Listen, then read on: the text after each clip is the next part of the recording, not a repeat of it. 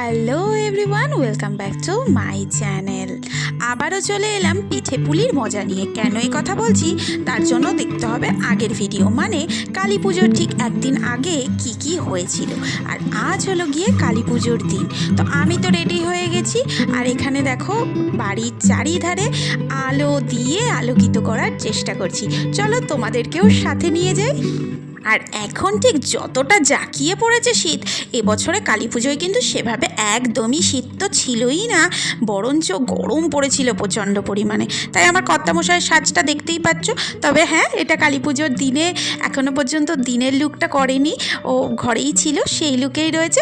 আগে আমরা চারিদিক আলোকিত করি, চলো, তারপর তো দুজনে মিলে সেজে দেখাবোই কেমন ঠিক সাজলাম। প্রদীপগুলোও ভেবেছিলাম জ্বালিয়ে দেবো, তাহলে দেখতে সুন্দর লাগে, মোমবাতি আর প্রদীপ মাঝখানে মাঝখানে।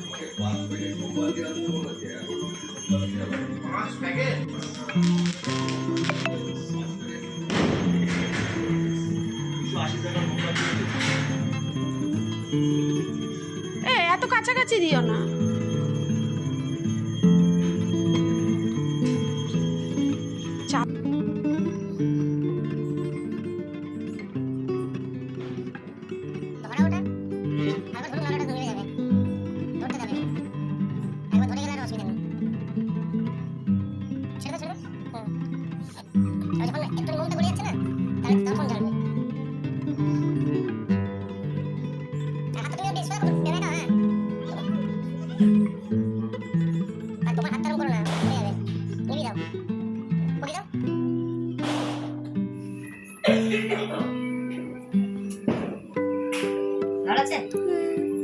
এই ভালো লাগাটুকুর জন্যই, তাই না বলো?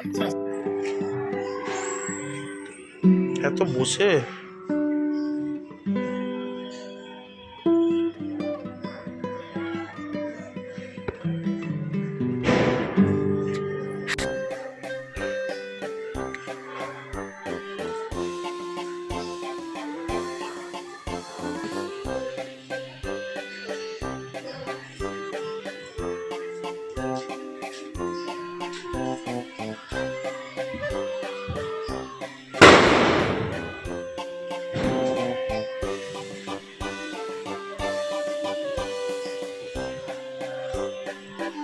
এই যে এই পাশে একটা ধরাওনি।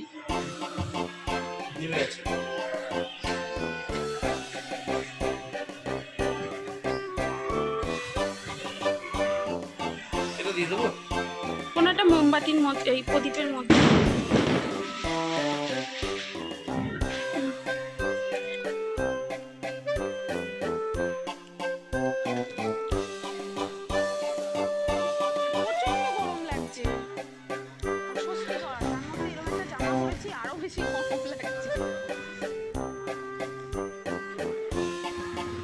ঘর বাড়ি তো চারিদিক আলোকিত করে নেওয়া হলো। এবার চলো মায়ের কাছে যাওয়া যাক, মনের কালিমাও যাতে মা দূর করে দেন তার ব্যবস্থা করতে।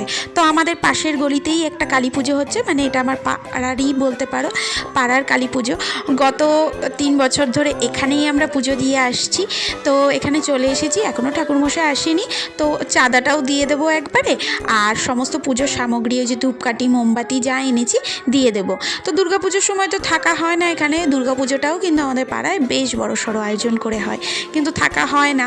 তবে কালী পুজোতে এবছরে এসেছিলাম, এবং ওরা জিজ্ঞাসা করছিল যে আমি উপোস আছি কি না, তাহলে এবছরে আমি একটু গুছিয়ে গাছিয়ে দিতে পারতাম। তো আমি উপোস ছিলাম না, তো বললো পরে এসো কিন্তু অবশ্যই। আমি বললাম একদম। তো দেখো কত বড় একটা ধূপকাঠি, আর মোমবাতিটাও কিন্তু বেশ বড় ছিল। আর এখানে ছিল মায়ের জন্য ভোগ, বললো একটু নামগোত্র লিখে দিতে। তো নামগোত্র লিখে দিয়েছিলাম যাতে পরের দিন প্রসাদ হিসাবে আমরা পাই। তো এখানে দেখলাম ঠাকুরমশাই আসেনি, তো চললাম। দেখো বাড়ির সামনেটায় এত লোকজন আনা গোনা, ঘরের পাশেই এত বড় বড় পুজো হয় যে আমাদের বাইরে কোথাও যাওয়ার মনই হয় না। তো গেলাম শুভজিৎদার দোকানে, তো ওখানে গিয়েও মজা করব। আর তার আগে নিয়ে নিলাম বাজি, তো মনার সাথে বাজি পোড়াবো। আর এখানে দেখো বাড়ির সামনেই কিন্তু আমার বেশ বড় বড় প্যান্ডেল করে পুজো হয়, আর বেশ মজা হয়। কিন্তু এত লোকের আনাগোনা দেখলে মজা তো এমনিই হবে।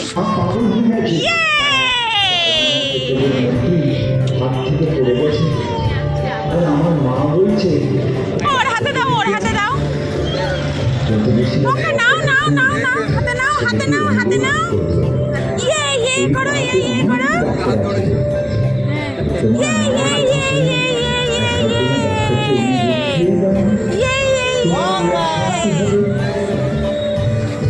টাকা লাগে আমি দেব, শুধু একবার তারা মায়ের সেই পেতলের মূর্তি পরীক্ষা করে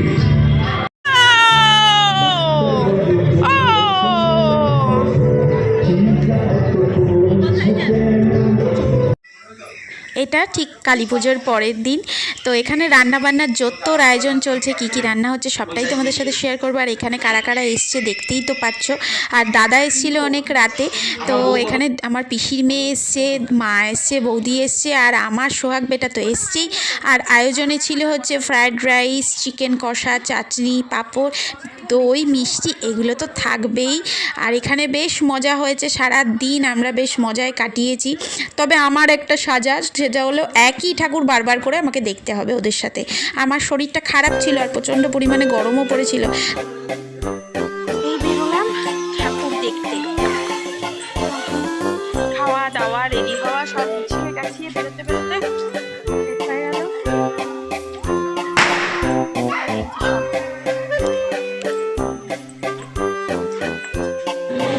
আগে ভোম ভোম ভোলের গানই চলছিল, আমরা গেছি ভোম ভোলের গান বাজছে।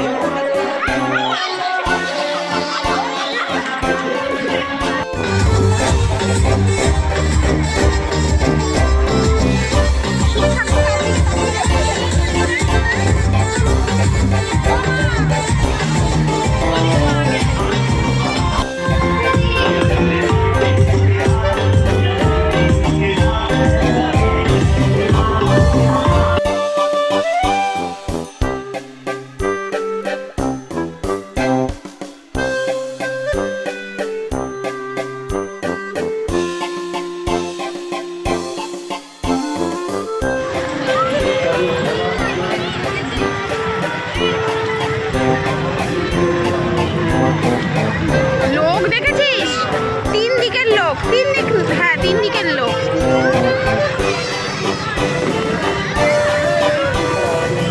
এবার বাচ্চাটা বলছে আমরা এখন বাড়ি যাবো, আর ভাল লাগছে না মনে হয়। পরের বছর টুকিতে আমিও আর পারবো না, পুজোর আগের দিন তার আগের দিন আসবি, উদ্বোধন হয়ে যায়। কারণ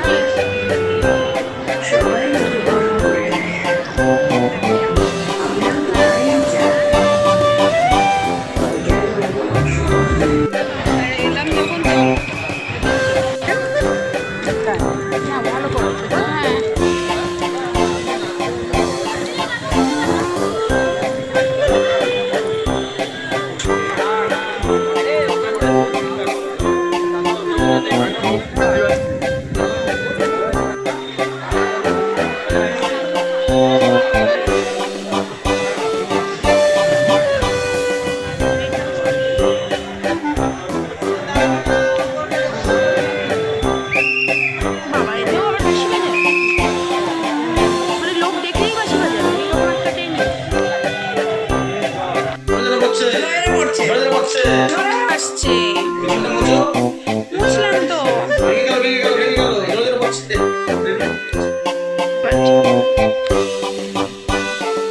কেমন ধো ঝাপসা ঝাপসা ফটো। কালী পুজোর পরের দিনই এসেছিল বৌদি, মানে আমার পিস্তত বৌদি, তারপর ভাইপো, আর বৌদি অর্ডার করেছিল ডিনারের জন্য মাটন বিরিয়ানি দিবাপি থেকে। দিবাপি স্পেশাল মাটন বিরিয়ানির সাথে ছিল লিভার কষা, যেটা দিবাপি স্পেশাল, যেটা অর্ডার করতেই হতো। সাথে তো গ্রিন চাটনি ছিলই। তো এটাই ছিল আমাদের ডিনার। তবে আমার ভিডিওটা ঝাপসা এসছে কারণ তেল তেলে হয়ে গেছিলো ক্যামেরাটা। তো তারপরে দেখো আমরা ডিনার করে রাত 3টে বাজে, তখন 3টে ঠিক নয়, 2:30 বাজে, তখন শুভজিৎদার দোকানে গেছিলাম কারণ সারা রাত দাদার দোকান খোলা ছিল, যখন খুশি যাওয়া যাচ্ছিল। গিয়ে আমরা বাজি ফাটিয়েছি, মস্তি করেছি, মজা করেছি। নেক্সট ডেও, কারণ বারাসাতে কালী পুজো প্রায় 3-4 দিন থাকে, আর 3-4 দিনই আমি খুব মজা করেছি। বাট শরীরটা খুবই খারাপ ছিল, খুব অসুস্থ ছিলাম, তার মধ্যেও অনেক মজা করেছি। সব থেকে মজা পেয়েছি এই ফুলঝুরিটা ধরাতে গিয়ে। একদিন সন্ধেবেলায় গিয়ে আমাদের 2 মূর্তি, মানে শুভজিৎদা এবং আমার কর্তা, গিয়ে এই ফুলঝুরিটা কোন দোকান থেকে কিনে নিয়ে এসেছিল, যেটা আর্ধেক জ্বলছিল আর্ধেক জ্বলছিল না। বেশ কসরত করতে হয়েছে, ফেরত দিয়ে হয়েছে, দোকানদার আবার রিটার্ন দিয়ে দিয়েছে। এভাবেই আমাদের কিন্তু কালী পুজোটা বেশ মজায় কেটেছে।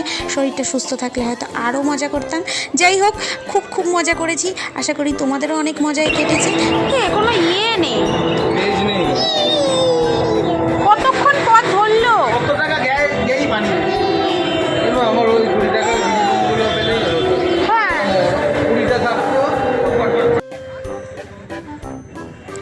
2025-এর কালী পুজো এখানেই শেষ হচ্ছে। দেখতেই তো পাচ্ছিলে এই রাস্তা দিয়ে বহু মানুষ যাতায়াতের আনাগোনা ছিল, সমস্ত কিছু ছিল। এটা ছিল লাস্ট ডে, মানে রাত 12টার পর থেকে পুজো যে স্থানগুলো ছিল সেখানে মাইক বাজানো বন্ধ, আস্তে আস্তে লাইটগুলো অফ করে দিচ্ছিল।